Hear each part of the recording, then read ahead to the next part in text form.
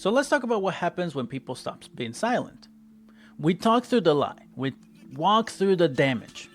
But this time, this segment right here of this episode, this is about the fight back, the pushback, the resistance, the survivors, and the journalists, the whistleblowers, the people who didn't care about how powerful the institution was. They told the truth anyway. Because if you want to see what real accountability can look like, what it takes to force institutions like the Catholic Church to even pretend to clean house, you gotta go to Boston. You gotta go to 2002. You know where I'm going with this. And we gotta talk about Spotlight, not just a movie, guys. This was tremendous when this happened. So let me paint you the picture for you. In early 2002, a small investigative team of the Boston Globe called the Spotlight team started digging into some local reports about priests being quietly reassigned after abuse allegations. Nothing flashy, no headlines, just rumors and sealed court records. But what they found was a damn bomb under the altar. The Boston Archdiocese, one of the most powerful Catholic institutions in the country, had been systematically covering up child sexual abuse by priests for decades. They uncovered internal documents, letters, settlements, agreements, and church memos that showed the Archdiocese knew about the abuse, and not only did they do nothing, they moved the priests to new parishes, over and over again. The truth was, they weren't protecting children, they were protecting themselves. And the man on top of it all, Cardinal Bernard Law. How convenient that his last name is Law. Anyways, he had the power to remove priests. He had the knowledge of what they did, and he chose to shuffle them around like chess pieces. By the time Spotlight published their first big report in January 2002, they had already uncovered evidence that over 90 priests in the Boston area had been accused of sexually abusing children. The number eventually grew to more than 250 priests in Boston. And that was just Boston. Like, it's just so crazy to me how people don't. Never mind. And so the paper also uncovers secret settlements. The Archdiocese paid families hush money, sealed court records, and told victims to forgive while letting abusers keep their collars, because they always do this. They said they make a mistake, Jesus would have forgiven them. That's what they were saying to these families. Oh God, man, these people are sick. And listen to this. A 2003 poll found that 60% of the Catholics believed their own church had covered up the abuse. Not suspected, not wonder, they believed it. That's how big this was. Then what happened next? Well, it was the domino effect. Other papers and victims started coming forward across the United States.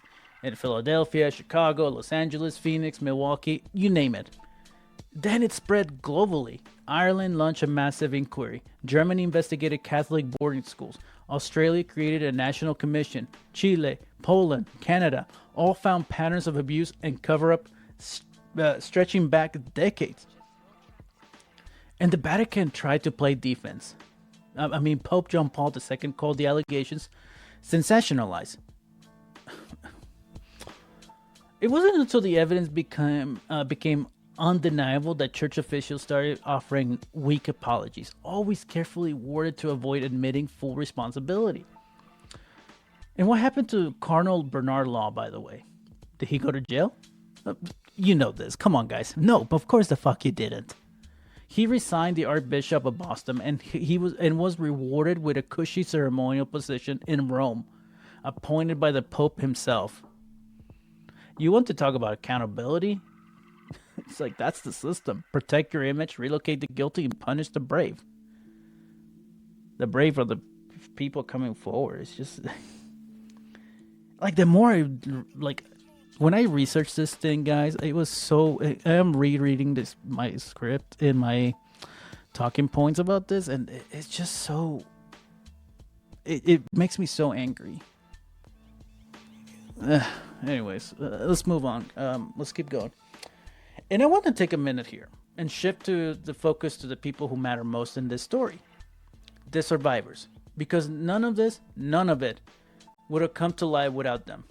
They were the ones who kept speaking up when no one listened, who walked into police stations and church offices and courtrooms and said, "This happened to me.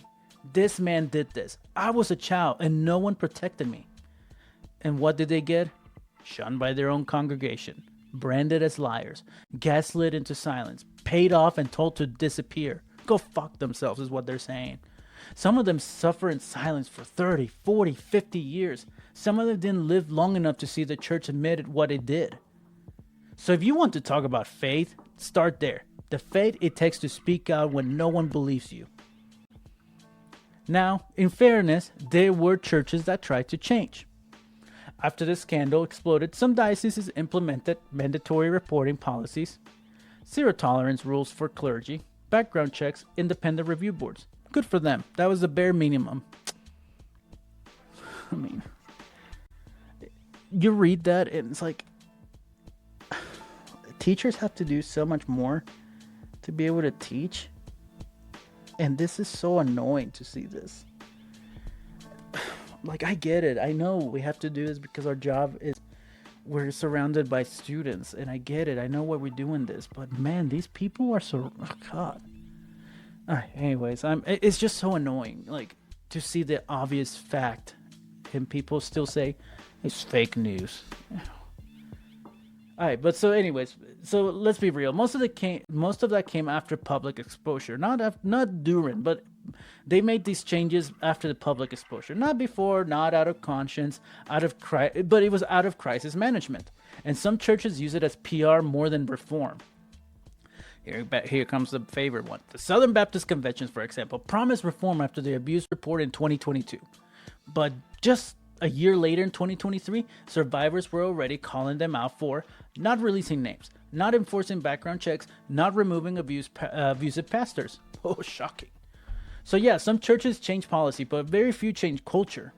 Because real accountability, that costs power, and they're not willing to give that up.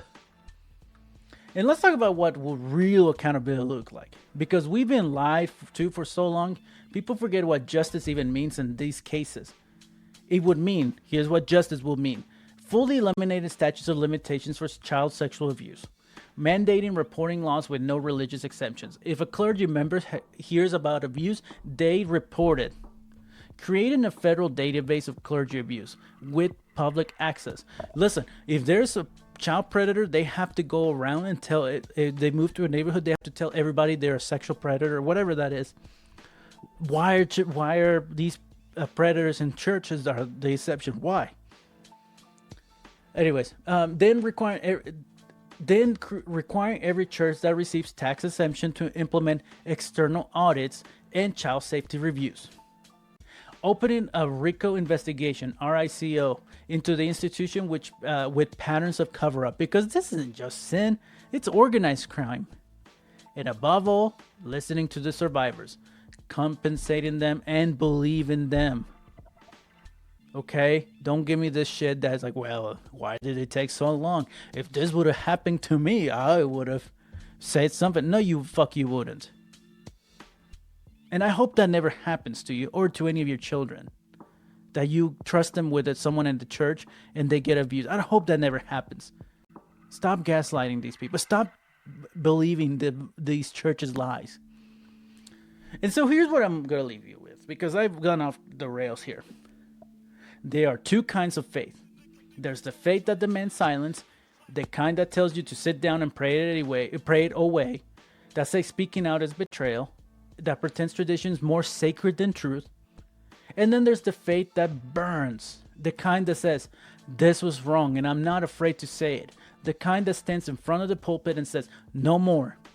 The kind that believes God isn't threatened by the truth. He demands truth. Faith doesn't mean ignoring abuse. Faith means fighting it, no matter who the abuser is. So if you're still part of the church that looks the other way, if your pastor tells you this is behind us, or that those people just want attention, maybe it's time to ask yourself who really needs forgiveness. Because the people who scream "groomer" the loudest, they built a house of worship with no windows and kept the doors locked tight. But the people who burned it down, those were the faithful ones. They walked through the fire and told the truth anyway.